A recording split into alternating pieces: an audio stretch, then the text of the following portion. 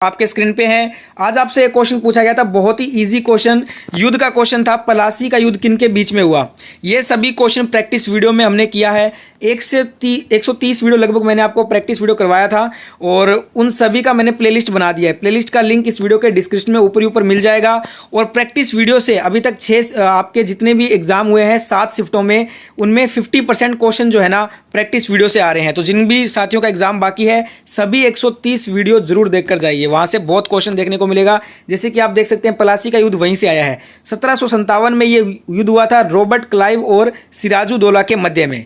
Next एक question आपसे जो आज पूछा गया था, क्वेश्चन में देखिए क्या पूछा गया कि भारत का राष्ट्रपति बनने के लिए न्यूनतम आयु सीमा कितनी होनी चाहिए। ये वाला क्वेश्चन भी मैंने आपको प्रैक्टिस वीडियो में बहुत बार करवाया था। भारत का राष्ट्रपति बनने के लिए न्यूनतम आयु सीमा 35 वर्ष होनी चाहिए। और उपराष्ट्रपति का भी पूछे तो उसका भी कितना होता है, 35 ईयर्स ही होता है। ठीक है। एक क्वेश्चन एग्जाम में आया था आज आपका, दर्पण का सूत्र, फिजिक्स से ये क्वेश्चन था। दर्पण का फॉर्मूला पूछा गया था, तो इसका फॉर्मूला होता है 1/f = 1/v + 1/u। ये इसका करेक्ट फॉर्मूला हो जाता।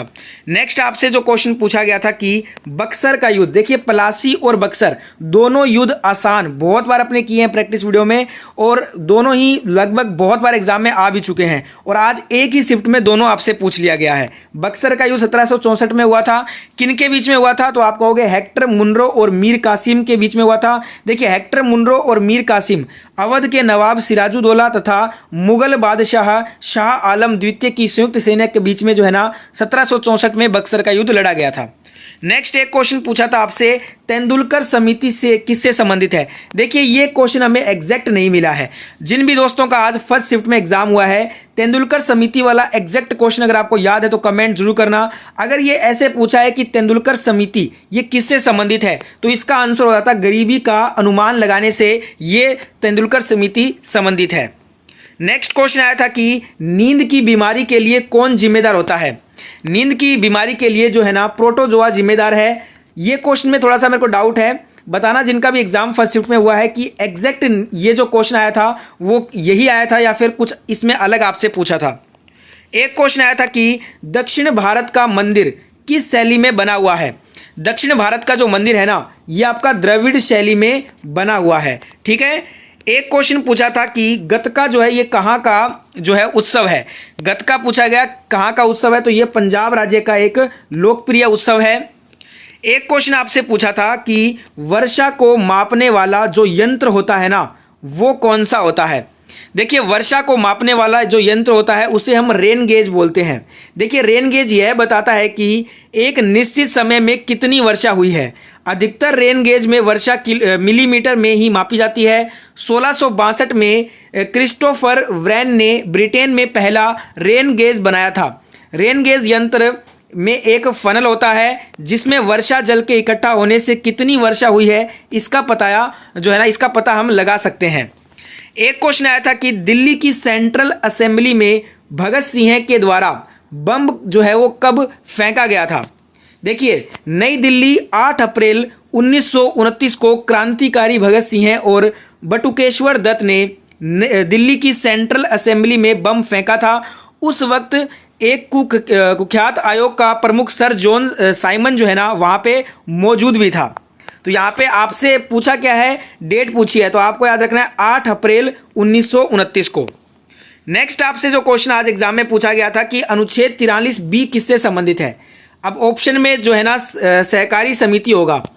देखिए अनुच्छेद 43B जो है ये आपका सहकारी समितियों के स्वैच्छिक गठन और स्वायत्त कामकाज, लोकतांत्रिक नियंत्रण और पेशेवर प्रबंधन को बढ़ावा देने से आर्टिकल 43B आपका रिलेटेड है।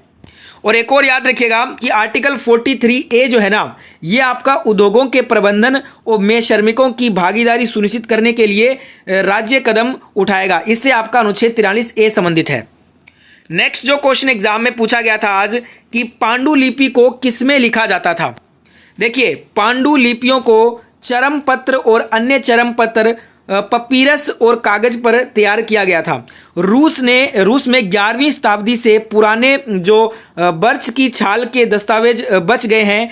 भारत में ताड़ के पत्ते की पांडुलिपि एक विशिष्ट लंबी आयताकार आकृति के साथ प्राचीन काल से 19वीं शताब्दी तक उपयोग की जाती थी। और क्वेश्चन आज का था कि पांडुलिपि को किस में लिखा जाता था, तो इसका सिंपल आंसर है चरम पत्र और अन्य चरम पत्र पर। ठीक है। एक क्वेश्चन एग्जाम में आया था कि क्रिकेट के खेल में बल्लेबाज गेंद को जब 2 बार हिट कर देता है तो उसमें अंपायर का उस वक्त क्या निर्णय होता है। तो देखिए, जब क्रिकेट के खेल में बल्लेबाज गेंद को 2 बार हिट कर देता है तो उस समय अंपायर का निर्णय होता है आउट।